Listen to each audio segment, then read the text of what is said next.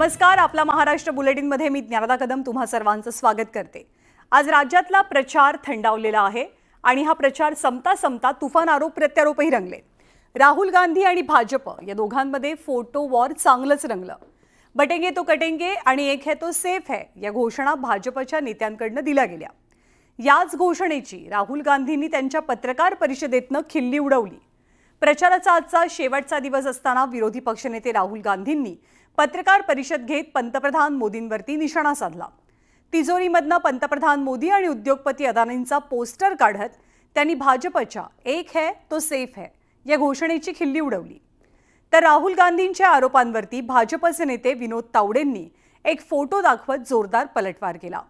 अदानी आणि काँग्रेसचं नातं जुनं असल्याचा आरोप विनोद तावडेंनी केला। विनोद तावडेंनी अदानी, रॉबर्ट वाड्रा, अशोक गहलोत, शशी थरूर यांचे फोटो दाखवले। वाड्रांचा फोटो दाखवत गांधी आणि अदानींच्या संबंधांवरती त्यांनी सवालही उपस्थित केला आणि राहुल गांधी फेक है असा पलटवार केलाय।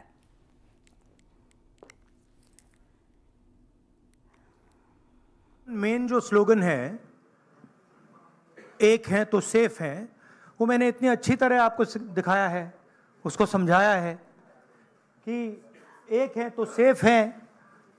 एक कौन है? एक नरेंद्र मोदी जी हैं, अदानी जी हैं, अमित शाह जी हैं। सेफ है तो कौन सेफ है? अदानी जी सेफ हैं। कष्ट किसको होगा? धारावी की जनता को होगा। नुकसान किसका होगा? धारावी की जनता को होगा। जो हिंदुस्तान की स्मॉल और मीडियम इंडस्ट्रीज हैं, जिसका एक चिन्ह धारावी है, उसको एक व्यक्ति के लिए खत्म किया जा रहा है। एक है तो सेफ है, राहुल गांधी फेक है। एक है तो सेफ है, राहुल गांधी फेक है। ज्यावेळी काँग्रेसने तेलंगणामध्ये 12,400 कोटी अडानी बरोबर ॲग्रीमेंट केलं, तर राहुल गांधी हे अडानी कोणाचे होते? इसी व्यक्ति को देश के एयरपोर्ट्स दिए जा रहे हैं, इसी व्यक्ति को डिफेंस की पूरी मैन्युफैक्चरिंग की इंडस्ट्री दी जा रही है, इसी व्यक्ति को पोर्ट्स दिए जा रहे हैं, इसी व्यक्ति को धारावी दिया जा रहा है, इसी को मुंबई का एयरपोर्ट दिया जा रहा है।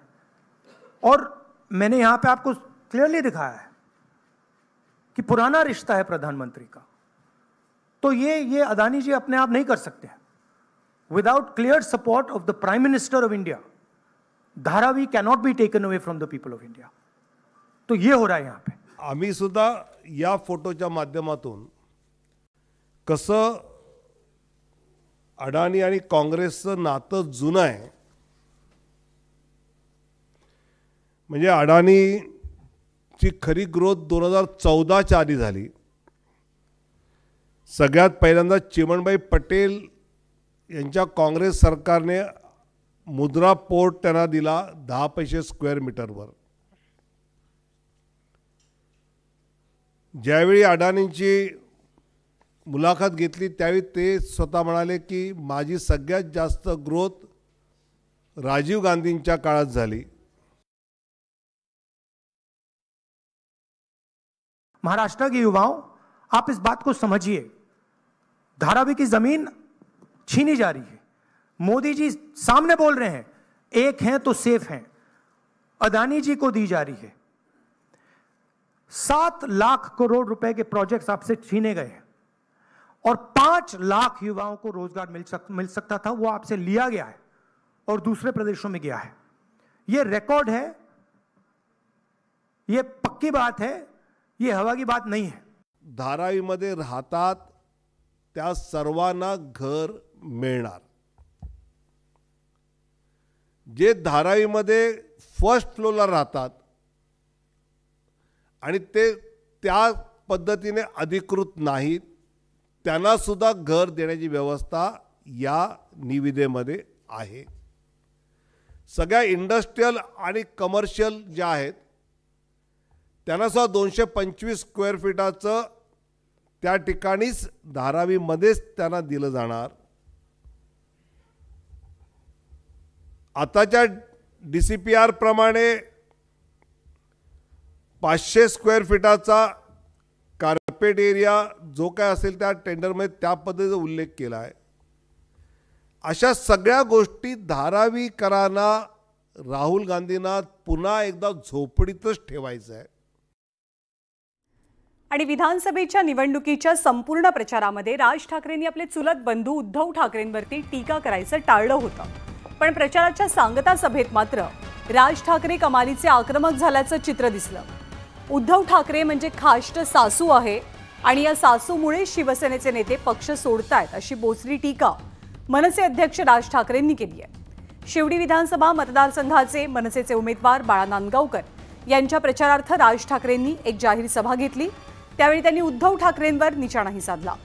2019 सालापासून या राज्यात जे काही घडतंय त्याला फक्त एकच व्यक्ती कारणीभूत आहे आणि ती व्यक्ती म्हणजे उद्धव ठाकरे असा घणाघातही त्यांनी केला. इतरांना गद्दार म्हणणाऱ्या उद्धव ठाकरेंनी स्वतःच पक्षासोबत गद्दारी केल्याची टीकाही राज यांनी केली.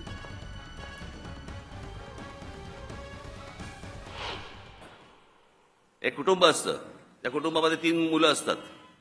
पहिल्याचं लग्न होतं, सुनबाई घरामध्ये येते, सासूबाईशी पहिलं भांडण सुरू होतं.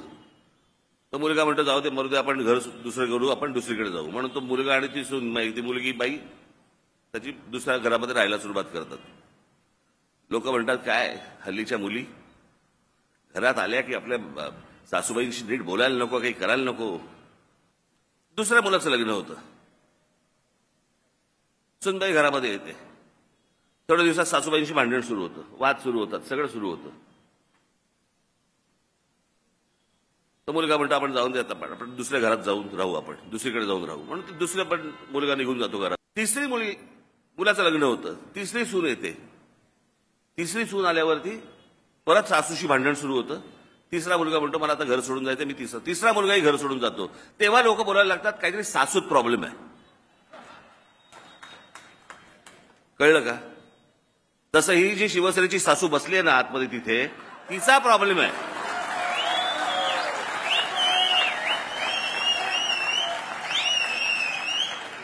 ही जी मुलं सोडून गेली ना त्यांचा नाही प्रॉब्लेम सासूचा आहे.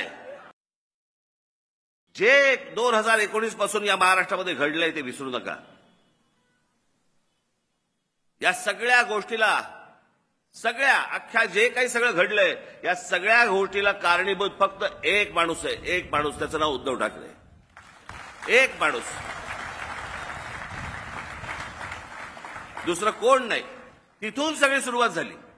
एका माणसाने सगळी अख्खी पक्षाची वाट लावली. अनेक लोक निघून गेले, त्या लोकांना हे म्हणतात गद्दार आहेत. अरे गद्दार तर घरात तिथे बसलाय, ज्यांनी पक्षाशी गद्दारी केली.